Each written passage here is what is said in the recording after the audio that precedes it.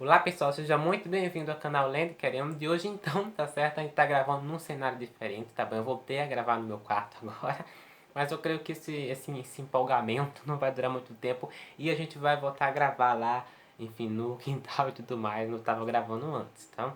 Mas enfim, hoje a gente vai conversar então, até que enfim, sobre, né, um livro que vocês, muitos já estavam esperando aqui no canal, vocês já devem ter olhado pelo título do vídeo, enfim, sobre Os Miseráveis do Valdo, do Victor Hugo. Eu já ia falar do Walter Hugo Mãe, mas não, do Victor Hugo. Esse aqui é um livro, tá certo, que, confesso pra vocês, demorei pra ler. Eu comecei a ler Os Miseráveis ali por volta, aliás, no dia 16 de outubro de 2020, eu iniciei essa leitura. E eu só fui terminar lá no mesmo dia em que eu postei o vídeo do unboxing, né? O último unboxing recente aqui do canal. Mas creio que foi em maio desse ano mesmo. Então assim, ok, foram quase um ano, ou enfim, uns meses aí lendo Os Miseráveis. Comparado a alguns outros leitores aí que leram esse livro em um mês, em 2 meses, enfim, 3 meses, não foi o meu caso, demorei mais. Mas não porque essa leitura seja ruim, ela é empolgante, ela vai lá e puxa o leitor para a obra e você quer saber o que é que está acontecendo com os personagens e o fim de cada um desses personagens. Então, isso é o interessante em Os Miseráveis, né? A construção desses personagens, que daqui a pouco eu vou conversar sobre isso, né? Se der tempo, porque eu vou tentar aqui amenizar a quantidade de minutos para vocês. Mas, enfim, eu acabei não... esqueci a publicação do livro, mas eu acho que foi... ou o livro foi publicado na década de 50 ou na década de 60, né?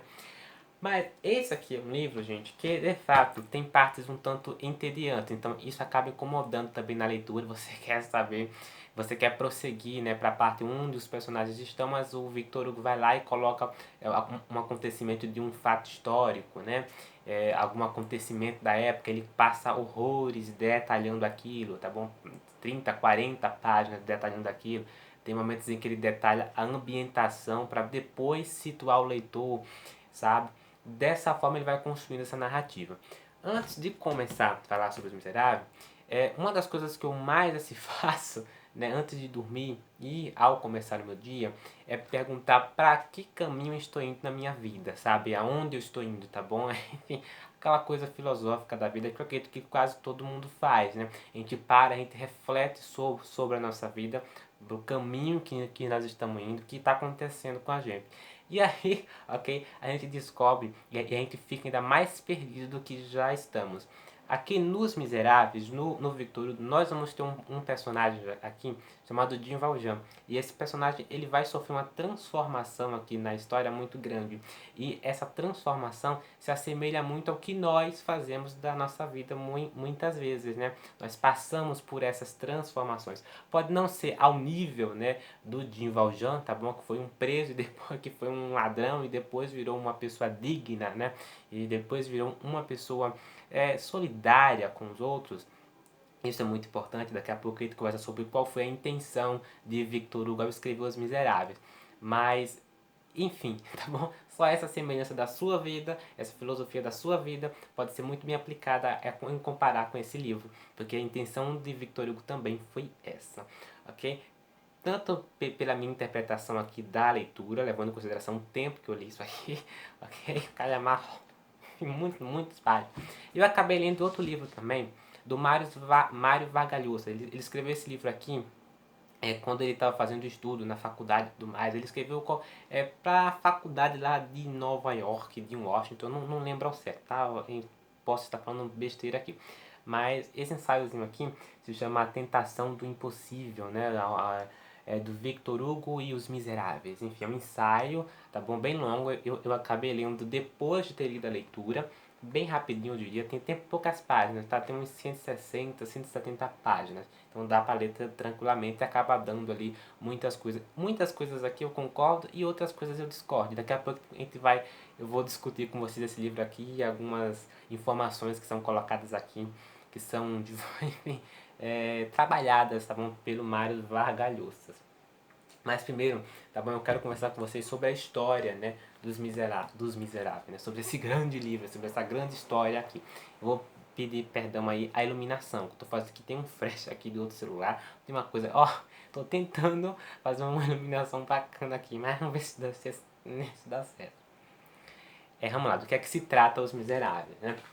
Eu vou começar aqui falando um pouquinho sobre a história desse livro, de uma forma bem espontânea, e depois eu vou comentar um pouquinho sobre as minhas impressões e sobre a leitura desse outro ensaio aqui, que vai ser o meu texto de apoio para esse vídeo, porque está muito bem elaborado isso aqui. Então eu vou fazer uma ponte entre isso, tá bom? Vamos lá, do que é que se trata a história dos Miseráveis do Walter Ugumãe? Aqui, ok? Nós iremos conhecer um personagem protagonista aqui na história, né? Enfim, a figura central desse livro é o Jim Valjean, mas também temos ali o Bispo de Digne e tudo mais. O Jim Valjean é esse esforçado, né? Ele acabou de sair da prisão, né? Mas ele vai contar aqui também como ele foi cair na prisão, né? Ele roubou um pão, né? Enfim, a família dele estava passando fome, ele não sabia o que fazer, foi lá, roubou um pão e acabou pegando 5 anos de cadeia. Mas assim, tá bom, eu sei é triste isso aqui. Mas ele tenta fugir várias vezes da cadeia aqui e acaba não conseguindo. E nessas tentativas de sair da prisão, ele vai ficar 19 anos na cadeia. Eu sei, é muito tempo. Enfim, 15, 14 anos, tá bom? Devido a essas fugas dele, 5 anos devido ao roubo do pão, para a família não passar fome. Então, o que acontece? Quando ele sai da cadeia aqui na história, nós iremos ver que esse Jim Valjean continua um fajuto, uma pessoa muito ruim, entendeu? Um ladrão, praticamente. Por quê? Porque ele vai ser rejeitado pela sociedade, a sociedade não vai mais aceitar ele, e também ele vai tentar. Ele está um miserável, gente, aqui na história. Ele está um completo miserável. Ele vai tentar ali arranjar comida ali aos outros. Ele tem o dinheiro, porque ele conseguiu trabalhar ali na cadeia. Então ele tem um dinheiro ali guardado, ele tenta de todas as formas comprar comida, mas as pessoas que estão naquela cidade a qual ele está indo não quer ele lá de jeito nenhum. Inclusive tem uma cena perturbadora aqui na história, que é quando ele está comendo ali, e do nada um cara vai vir ali e vai dizer, ó, eu quero que você saia do meu estabelecimento. Né, porque ele consegue entrar ali, consegue estar comendo sua sopa ali dentro, mas uma outra pessoa ali sabe da história dele, tá bom? Que ele roubou um pão e tudo mais, e o cara não tem medo dele, mas acaba, tá bom? Pelas críticas sociais, acaba expulsando o Jim Valjean da cadeia. É isso que vai acontecer aqui na história, ele vai sendo expulso e tudo mais. Ele não tem onde dormir, ele não comeu, não se alimentou e está na pior.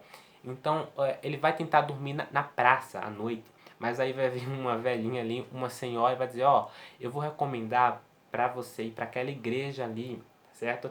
Naquela igreja ali, o padre, o bispo, ele vai acabar dando um lugar para você dormir aí, para você passar a sua noite. Ele vai acatar essa ideia, vai lá na igreja, o padre vai receber ele, o bispo vai receber ele. Quando recebe ele vai dormir, ele vai comer, ele vai se alimentar, ele vai conversar com o padre. As irmãs do padre, né, do bispo de Digne aqui na história, que é um dos personagens mais cativantes da história, vai vai ficar com medo dele, né? Porque no final das contas ele é um forçado. Então ele roubou, né? Isso para estar na cadeia e tudo mais. Mas ainda assim o bispo vai se compadecer por ele, vai ter muita piedade dele. Enfim, vai ser muito, além de digno, né? O bispo de Digne, ele é muito solidário. Então ele vai ajudar ali o Jim Valjean. Ele vai dormir ali, quando ele acorda, o Jim Valjean rouba ali uns castiçais, alguma coisa do tipo. E ele vai, e o bispo acaba dando pra ele, ó, tudo bem, já que você roubou, pode ficar, porque o que acontece? Ele vai sair dali, da igreja, roubando os castiçais do bispo à noite, e é uma cena bem engraçada e ao mesmo tempo bem triste, né, porque a gente pensa, oh, puxa, né, o bispo deu ali, né, espaço pra ele, mas ele fez isso, né, mas ele sai ali, e consegue roubar os castiçais, mas um guarda vai pegar ele, vai perguntar de quem é aqueles castiçais de ouro, e aí vai acabar devolvendo ele ali para o bispo, mas o bispo não vai fazer ali, não vai querer os castiçais, vai dar ali ao Jim Valjean. E pronto, e aí nós vamos perceber que o Jim Valjean, e é uma das cenas mais incríveis aqui na história, que é a forma como o Jim Valjean, a transformação desse personagem principal, né? Porque ele era um ladrão e ele vai se tornar uma pessoa solidária, uma pessoa muito boa, muito bacana, né? Aquele ato do bispo, tá bom? Tanto de dar comida, cama e tudo mais para ele, vai transformar ele de uma forma completa, eu diria, né? Porque agora o Jim Valjean que nós vamos encontrar aqui na história é um Jim Valjean. Um Jim Valjean é um Jim Valjean solidário, é um Jim Valjean bom, com a alma boa, né? Ele já não é mais aquela pessoa ruim. Então ele volta lá, tá certo? E aí, tá certo? Ele vai meio que ter uma amizade também com esse bispo. Ele vai sair daquela cidade, ele vai se passar um tempo aqui na história, onde ele vai estar morando ali numa outra cidade.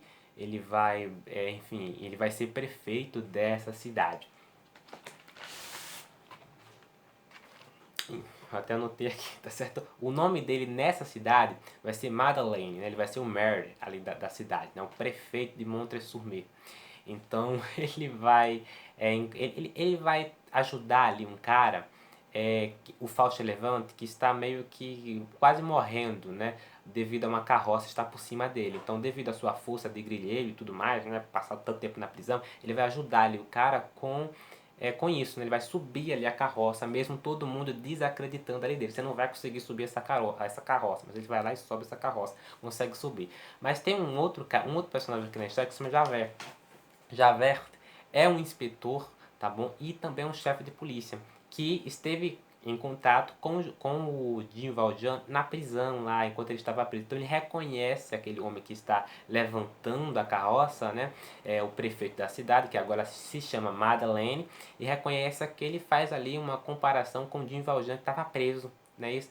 E aí o que é que vai acontecer aqui na história? O Jean Valjean o Madeleine agora, né, em Montreux-sur-Mer, vai conhecer a personagem Fantine, que vai ter uma amizade com ela, que vai gostar dela no sentido de querer ajudar essa personagem, porque ela tem uma filha que se chama Cosette, que está na casa de outros patrões, porque a mãe não consegue bancar essa filha, a Cosette, e ela acaba sendo demitida do emprego por ser mãe solteira.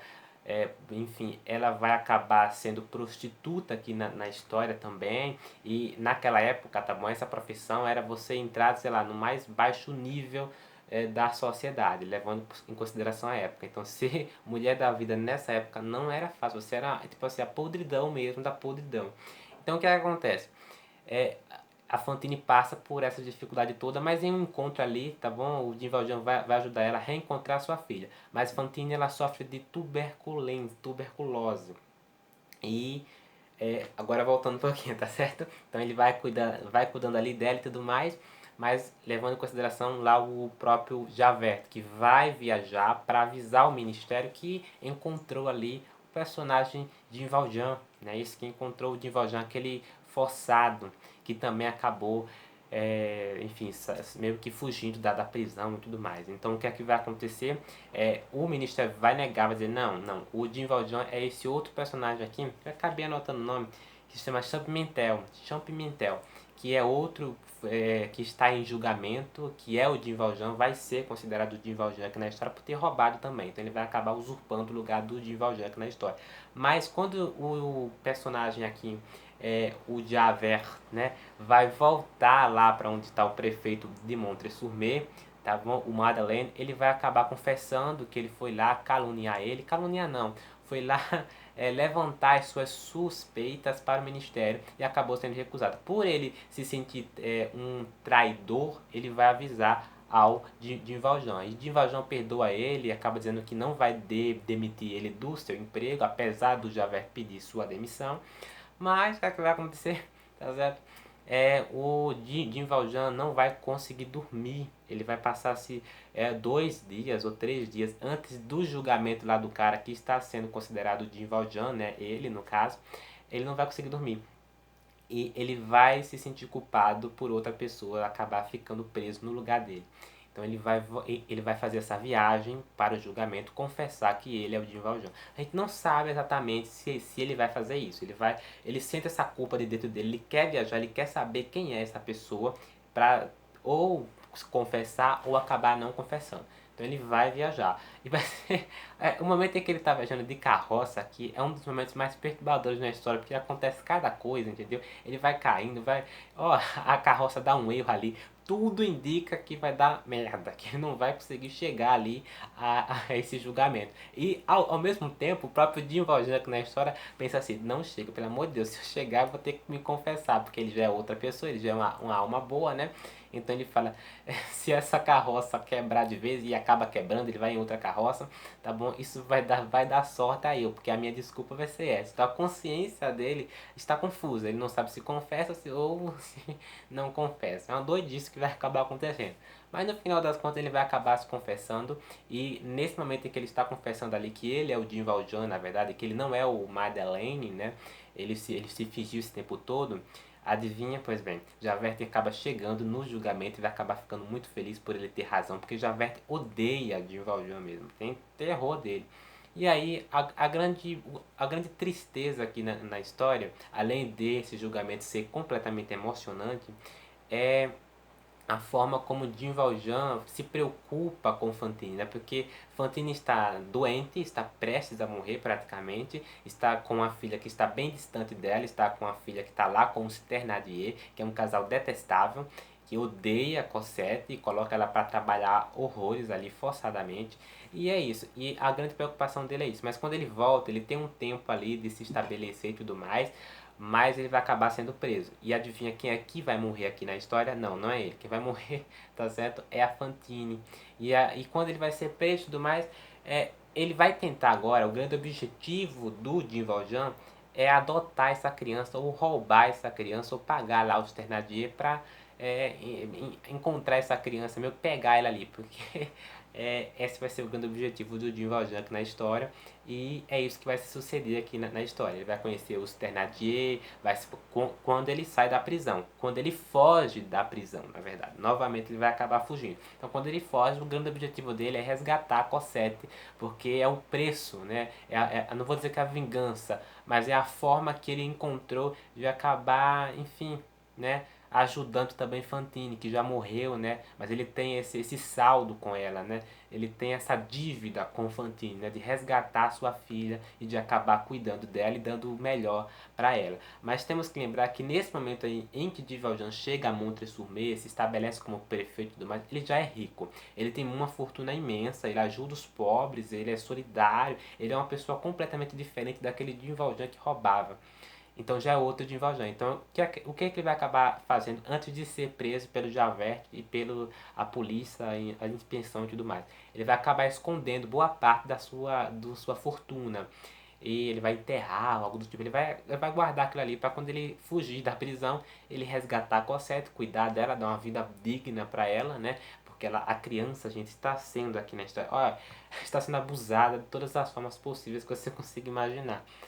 Enfim, um dos momentos mais tristes mesmo é quando a gente entra em contato com essa Cosette, que é manipulada, que é abusada, que é agredida e tudo mais. E ele vai resgatar essa criança.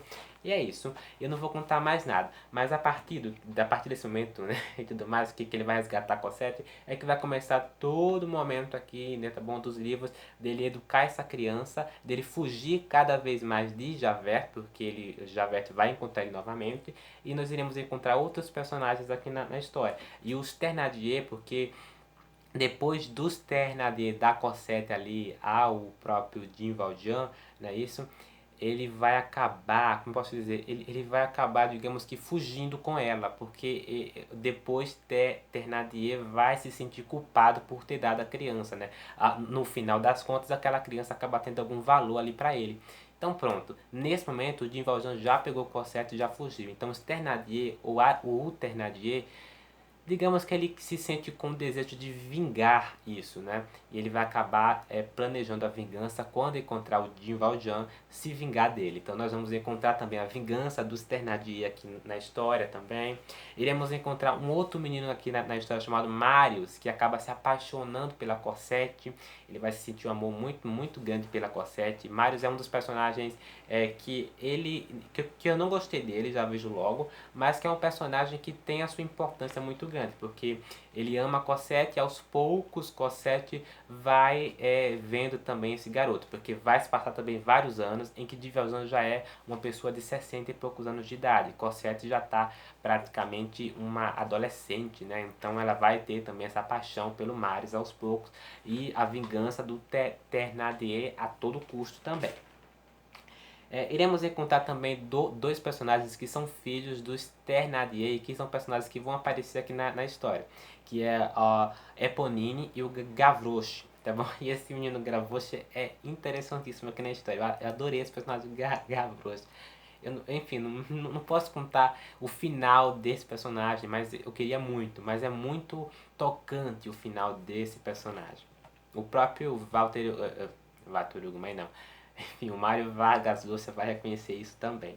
E vai ser isso que vai se dar aqui na história, né? São esses os personagens principais. Javert, que é esse inspetor, que também está procurando o de Valjean. Temos o personagem aqui, Fantine, que acaba morrendo com a doença tuberculose. Temos também o Che Pimentel, que vai ser julgado no lugar do de Valjean. Os Thénardier e o Gavroche, a Eponine. E o Marius, que é o amor de Cosette aos poucos. E também o Marius vai amar Cosette, ou Cosette aqui na história. Pronto, tá certo, agora vamos. Você vai precisar ler para saber o que é que vai acontecer com o Jim Valjean aqui na história. Eu não vou contar mais nada. E vamos lá. Eu separei aqui alguns textos também desse livrozinho aqui, da Tentação do Impossível, sobre, tá bom, Os Miseráveis. Antes de tudo, quero ler a nota, a dedicação que o Jim Valjean, que o Victor Hugo faz, né? Antes de você embarcar aqui nessa história. Ele vai falar o seguinte, ó. Enquanto por efeito de leis e costumes houver procriação social, forçando a existência em plena civilização de verdadeiros infernos e desvirtuando por humanas fatalidades um destino por natureza divino, enquanto os três problemas do século, a degradação do homem pelo proletariado, a prostituição da mulher pela fome, a atrofia da criança pela ignorância, não forem resolvidos, enquanto houver lugares onde seja possível a asfixia social, em outras palavras, e de um ponto de vista mais amplo ainda, enquanto sobre a terra houver ignorância e miséria, livros como estes não serão inúteis. Então aqui já percebemos logo no início desse prefácio que o Victor Hugo está reivindicando, está gritando aqui na história, tá bom?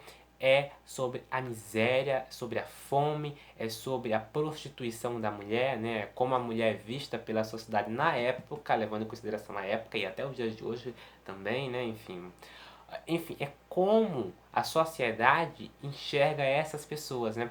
Lembrando, o título do livro é Os Miseráveis. Então, quem são esses miseráveis aqui na história? Você vai precisar ler para saber. Mas, em contrapartida, é isso. Os miseráveis são esses seres, tá bom? Essa seria a grande crítica do próprio Victor Hugo aqui na história. Logo no prefácio ele já deixa bem claro isso, que por sinal é muito arrepiante, né? Bem assim, tocante, digamos. Ok. Ó, lembrando que Os Miseráveis, tá bom? Depois de Shakespeare, eu acabei anotando aqui, as informações vão partir desse livro aqui, tá? A Tentação do Impossível, do Mário Vargas Llosa. Dos autores que mais geraram até conteúdo literário, né, tá bom? Crítica literária, o Victor Hugo se enquadra entre esses autores, tá? Junto com Shakespeare e tudo mais, né? Até Milton, a Divina Comédia do Dante, todos esses daí, o Victor Hugo se enquadra entre um dos autores que mais renderam crítica literária na sua época e acredito que até os dias de hoje também. Eu até anotei aqui a questão de que o próprio Mário Vargas Llosa, eu só anotei as coisas que eu concordo, tá, gente? Deixando super bem claro, tem coisas aqui que eu não concordo, só anotei o que eu concordo. Vai dizer aqui que o Mário Vargas Llosa, ele vai dizer aqui que Os Miseráveis é o personagem principal. O narrador, desculpa, é o personagem principal. E ele vai falar o seguinte, ó, suas características mais óbvias são a onisciência, a onipotência, a exuberância, a visibilidade, a egolatria. Ele vai acabar comparando, tá bom, essa questão da narrativa do livro ser o personagem principal dos Miseráveis, ele vai comparar ali ao próprio Flaubert, tá bom? No seu livro que eu estou lendo, né, é a Madame Bovary, tá bom? Madame Bovary, do Flaubert, tá bom? É um dos livros que também traz essa narrativa. E que ele vai fazer ali um paralelo entre Madame Bovary e também Os Miseráveis, do Victor Hugo. E aí ele vai falar o seguinte acerca, tá bom? Do Flaubert e da sua narrativa, tá? Vou pausar o vídeo que eu quero... Achei o texto, ó, sobre o Flaubert, sobre sua narrativa e os miseráveis, enfim.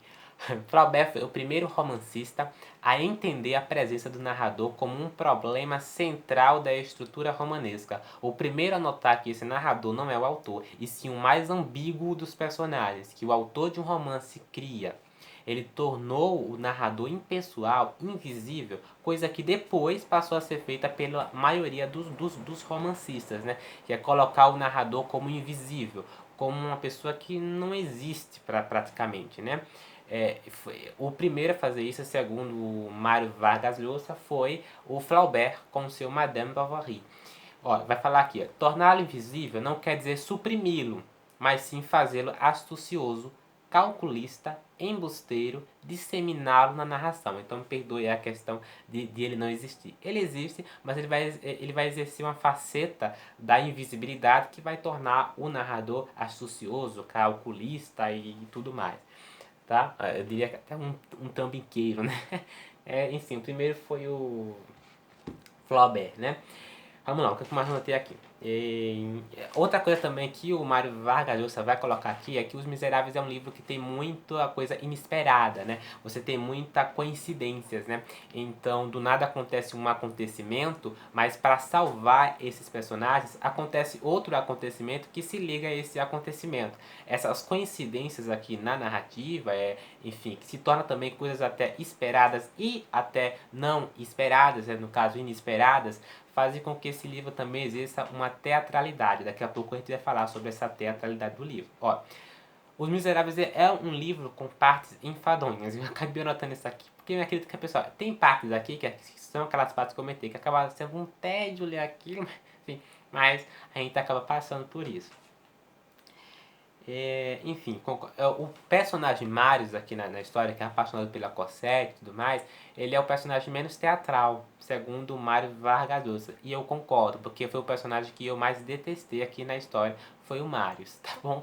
E eu detestei esse personagem porque tem um momento aqui da narrativa em que esse personagem simplesmente inventa, tá certo? De odiar o Jean Valjean. Esse momento foi tenebroso pra mim. Eu detestei o Mario só por isso. Mas em diversos momentos também eu detesto esse personagem.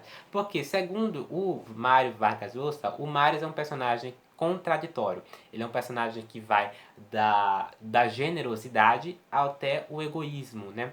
Então ele é um personagem que transita entre características, né, e ambiguidades mais diferentes e fazem dele um personagem muito complexo e o que menos é teatral aqui no romance. Porque esse livro é um livro completamente teatral, tá, gente? Muito teatral. Tem coisas aqui que de fato não acontecem na realidade da forma que é colocada aqui. Ó, e ele vai falar aqui, o Mário Vargas Llosa, no livro, que o Jean Valjean é a figura central, diz Mário Vargas Llosa, né? E a mais forte. Ele vai chamar, inclusive, o Jean Valjean como um super-homem. Sabe por quê? Porque o Jean Valjean, em diversos momentos aqui na história, ele exerce uma força física, uma força mental muito grande, que o torna um personagem muito forte, um super-homem. Em diversos momentos aqui na história, no momento em que ele acaba fugindo da prisão várias vezes também, no momento em que ele levanta a carroça para salvar ali o Fauchelevent, no momento em que ele sobe aos 60 e poucos anos de idade. Quem é que sobe um muro com uma rapidez e levando uma criança de sei lá quantos anos de idade, 8, 10 anos de idade, tá bom? Levando uma criança, gente, nos braços, no colo. Quem é que sobe, enfim, um muro aos 60 e poucos anos de idade? Pois bem, o Divaldian faz isso. E ele também vai fugir um momento aqui, numa corda. É um personagem muito forte, usa muito sua força física. E acaba fazendo com que ele seja um super-homem aqui, segundo Mário Vargas Llosa. Eu concordo. Os Miseráveis é um livro teatral, uma prova aqui do livro ser teatral, tá certo? É aqui o avô de Marius, tá certo? O avô de Marius é um dos personagens que eu mais gostei, apesar de ter o seu lado ruim e tudo mais. Mas é um que eu mais gostei porque é um dos que eu mais gostei porque é muito filosófico. Ele tem um conteúdo literário, enfim, uma coisa maravilhosa. E ele é muito engraçado, eu rio horrores com esse avô de Marius. Eu não concordo com ele diversamente, mas ainda assim eu rio horrores dele. É um dos personagens mais incríveis aqui da história, na minha opinião, tá? Enfim. Vou pausar para achar aqui o texto. Mário Vargas Llosa vai dar opinião sobre o ideal dos miseráveis. Lembrando que tudo que eu estou colocando nesse vídeo foi tudo pesquisado, estudado e também, tá certo, refletido. Então tem coisa, tudo aqui é o que eu concordo, o que eu não concordo eu não vou citar no vídeo, eu não citei no vídeo, tá certo? O que acontece? O Mário Vargas Llosa, ele falou sobre o ideal do livro e tudo mais, né? Porque o livro foi criticado na época também, por ser considerado um livro comunista, socialista e por ser considerado um livro que tem muitas ideologias. E muitos colocavam esse livro, tá bom, como um livro que não é real, que não tem como isso aqui, na verdade, ser real. Então, por isso, ele foi muito criticado na época. E devido a essa teatralidade da vida, essas coincidências que eu acabei colocando aqui no vídeo, fez com que esse livro aqui, Os Miseráveis, fosse repudiado por muita gente, tá certo? Enfim, mais o Mário Vargas Llosa vai dar a sua opinião sobre o ideal do livro, e eu achei interessante. Pois esse livro, subversivo e tremendo em sua autópsia do problema social, não vai além de reconhecer que a sociedade é mal feita, porque, entre aspas, a santa lei de Jesus Cristo governa nossa civilização, mas ainda não a penetra. O resultado é que há miséria material e moral, aberrações como a pena de morte, um sistema judicial e penitenciário desumano e imensos preconceitos religiosos, morais e sociais. Tudo isso deve ser reformado, é claro, e será, mais cedo ou mais tarde, pois o progresso é o destino inevitável da civilização humana. O progresso é o destino mais inevitável da civilização humana. Compare os tempos de hoje com os tempos em que esse livro foi publicado e você vai perceber que houve um progresso, que houve um desenvolvimento. Não é isso? Ó, o que destruirá a miséria? É uma pergunta. O ensino, a educação, as escolas. A resposta do Mário Vargas Llosa. O que acabará com a pobreza? A caridade, a solidariedade, o espírito de justiça e o avanço da ciência. Que são coisas aqui que os dois personagens acabam tendo aqui na história, né? Que é o bispo de Digne e o próprio Jean Valjean, né? Enfim, ó.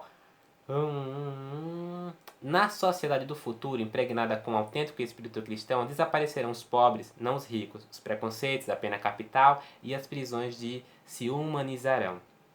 Todos terão acesso à escola e com a cultura aprendida nas salas de aula, irá desaparecendo a noite de erros e horrores na história do homem, porque a verdadeira divisão humana é esta, os luminosos e os tenebrosos. Diminuir o número de tenebrosos, aumentar o número de luminosos. Eis os objetivos. Achei isso bem interessante aqui, que ele colocou. E vamos parar aqui, peraí. Esse aqui é um livro que o objetivo dele é completamente diferente do que muita gente pensa, né? Que é representar o que estava acontecendo na época, os fatos históricos, né? Dois momentos históricos, né, se passam enquanto essa história acaba se passando, né? Enfim, mas enfim, dois fatos históricos aqui são cruciais para essa narrativa se compor, né? Que é a Batalha de Waterloo, né? Enfim, que aconteceu em 1615 ou algo do tipo, e também, tá certo? O que estava acontecendo ali, a insurreição, é isso? De 1830 por diante. Os acontecimentos de 1830 e os acontecimentos de 1815 foi crucial para o desenvolvimento desse livro. E ele vai falar o seguinte sobre a questão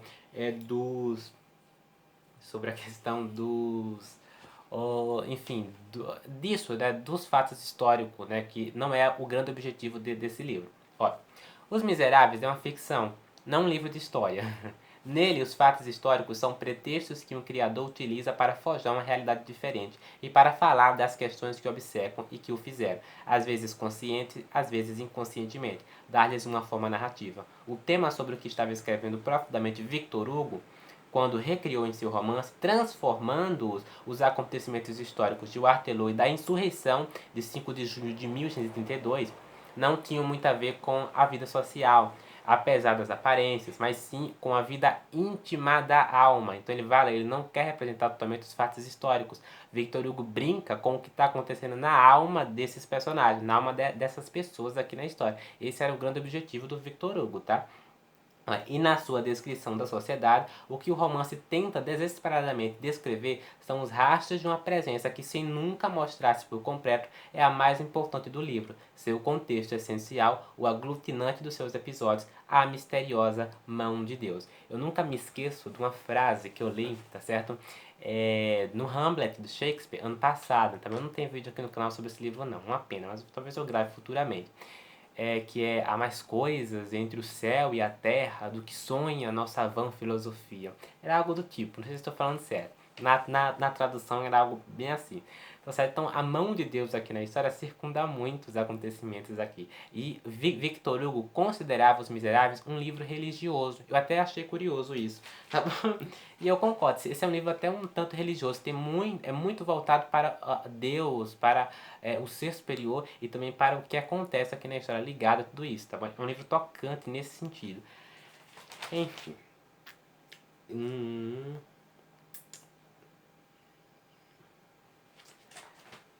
Sobre a questão desse livro aqui, tá certo, gente? O próprio Mário Vargas Llosa, eu vou pausar aqui para achar o texto.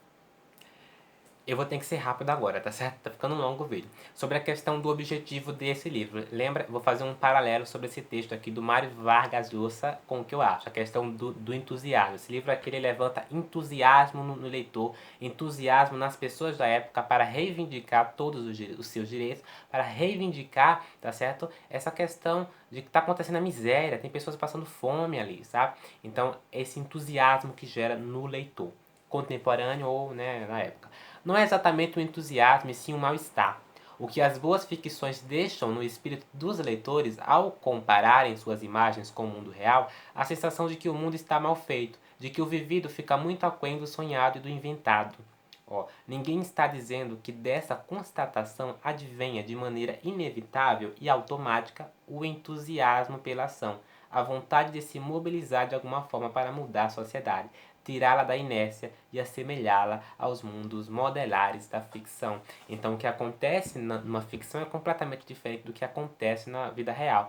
Mas o entusiasmo que esse livro gera nas pessoas, e ao mesmo tempo ele não gera, porque hoje, completamente, você vai ler esse livro aqui, Os Miseráveis e tudo mais, e você não vai sair pela rua, né, gritando e panfletando, né?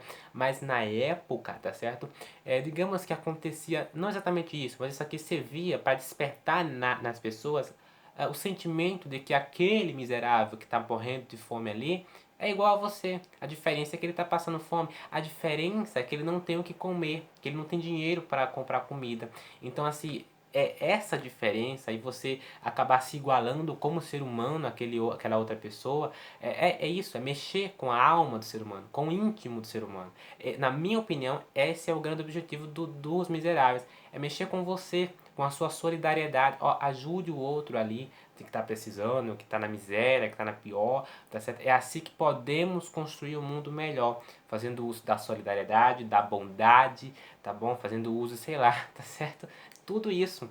Então, assim, esse é um livro que tem isso. Então, assim, sobre a questão da teatralidade, esse romance aqui é muito teatral. Eu vou usar um exemplo seguinte. O meu pai, ele faleceu ano passado de câncer, tá bom? De Covid. Só que uns anos antes, eu acompanhei meu pai ali nas quimioterapias e nas fisioterapias ali.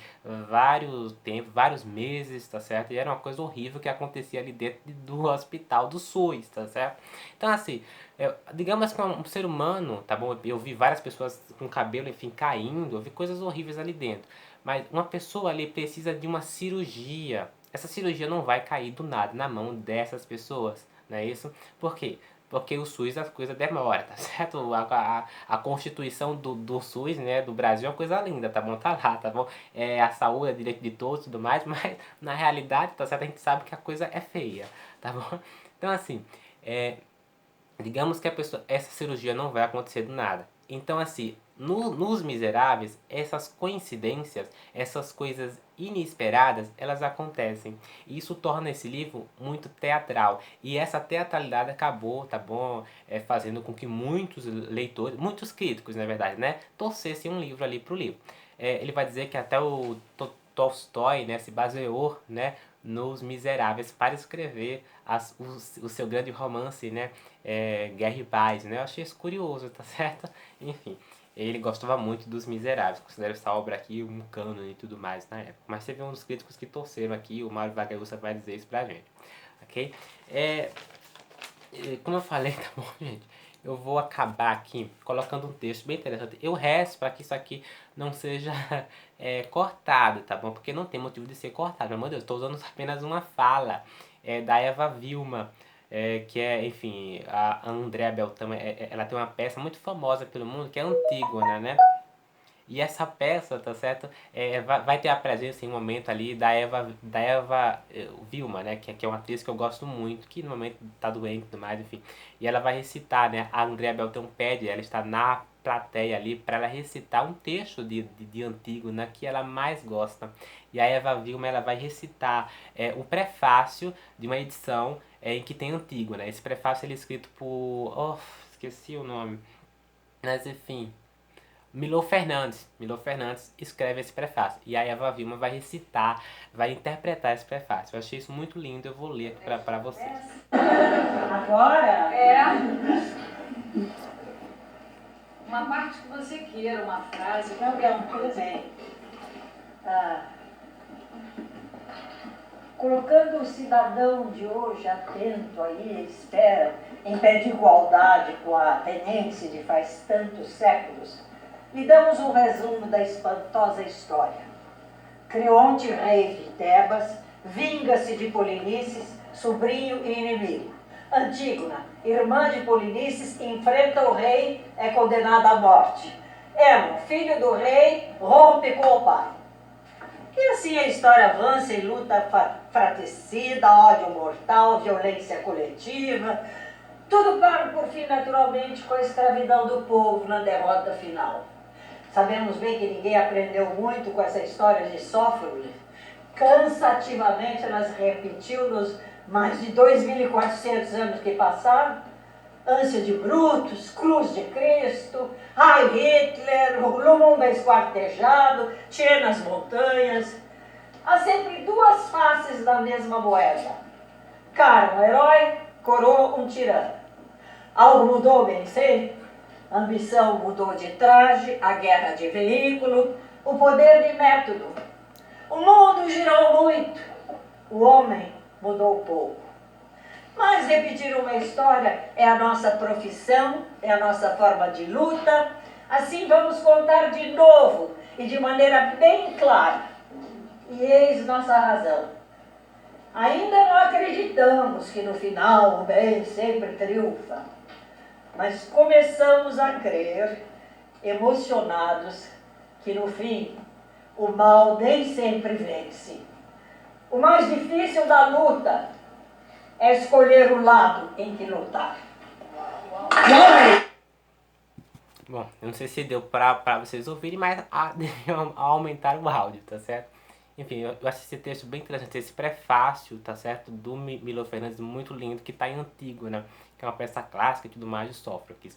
Tem uma frase desse prefácio, tá bom? Que vale muito. Eu poderia ter lá, não colocar esse vídeo e só falar essa frase, mas o contexto em que essa frase também se situa é bacana de vocês perceberem, tá bom? Que é: o mundo girou muito e o homem mudou pouco. E Os Miseráveis, tá certo? Do Victor Hugo, ele retrata isso. Ele retrata até os dias de hoje, né? Tem um textozinho que eu acabei colocando, por isso que tá essa divisão aqui, sobre esse texto, enfim, tá logo no último, não vai ser spoiler, mas me arrepiou na hora, me arrepiou muito, na verdade, tá bom? Porque isso acontece até os dias de hoje. É um retrato na época e nos dias de hoje também acontece isso. Vou ler para vocês, ó. Aliás, o que chamamos com muita aspereza em determinados casos de ingratidão infantil não é sempre uma coisa tão repreensível como se julga. É ingratidão da natureza. A natureza, já o dissemos em outros lugares, olha para a frente. A natureza divide os seres vivos em dois grupos, os que chegam e os que partem. Os que partem estão voltados para a sombra, os que chegam estão voltados para a luz. Daí a separação, que da parte dos velhos é fatal e da parte dos jovens involuntária. Esse afastamento, a princípio insensível, aumenta lentamente como a separação dos ramos. Estes, sem se desligarem do tronco, se afastam. A culpa não é deles. A juventude dirige-se para onde há alegrias, festas, luz, amor. A velhice dirige-se para o fim. Não se perdem de vista, mas não estão mais juntas. Os jovens sentem o resfriamento da vida. Os velhos sentem o resfriamento do túmulo. Não acusemos esses pobres jovens. Só para quem leu aqui na história sabe em que momento isso aqui se passa. Mas chega a ser emocionante, chega a ser bem assim, dói na alma ver que isso aconteceu com um personagem aqui na história principal. Não vou dar spoiler. Mas é triste. E até hoje a gente vê aí casos, tá bom, de idosos sendo colocados em asilos, né? Os filhos vão lá, abandonam os velhos. Ó, é uma coisa triste. Então assim, o mundo girou muito e o homem mudou pouco. Isso é óbvio, tá bom? Tem coisas que de fato não mudam. Esse ser humano, tá bom? Esses ideais, tá bom? Isso acaba não mudando, tá bom? E podemos ainda repetir a história como, tá certo? A própria Eva Vilma acabou interpretando ali, tá bom? Podemos repetir a história e repetimos, né, em diversos momentos ali com, enfim, o Hitler, né? Com as guerras mundiais aí, e até hoje a miséria continua, tá certo? Tudo mais. Ó, se você não leu Os Miseráveis do Victor Hugo, leia. É um livro que diversamente você vai chorar, tá certo?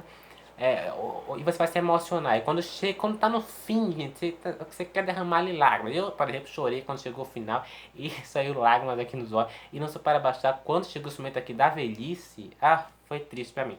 Porque eu acho que uma das coisas mais tristes, tá bom, é a solidão. E o personagem aqui, protagonista, em um momento aqui, ele vai se ver solitário. Ó, grande obra, ok? Se você gostou desse vídeo, não esqueça de se inscrever no canal, ativar o sininho também, muito importante, e também comentar aí embaixo, ok?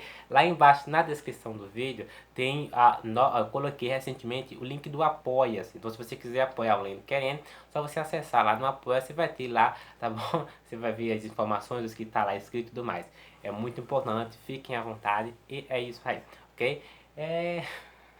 Esse vídeo deu um trabalho terrível, gente, vocês não estão entendendo, ok? E é isso, eu rezo para que essa recitação aí, essa interpretação, não acabe, o YouTube não acabe cortando, né? Ficaria péssimo com isso, mas eu rezo para que não acabe acontecendo. E um beijo para cada um de vocês, nos vemos no próximo vídeo aqui no canal, se tudo der certo, ok? Até o próximo vídeo.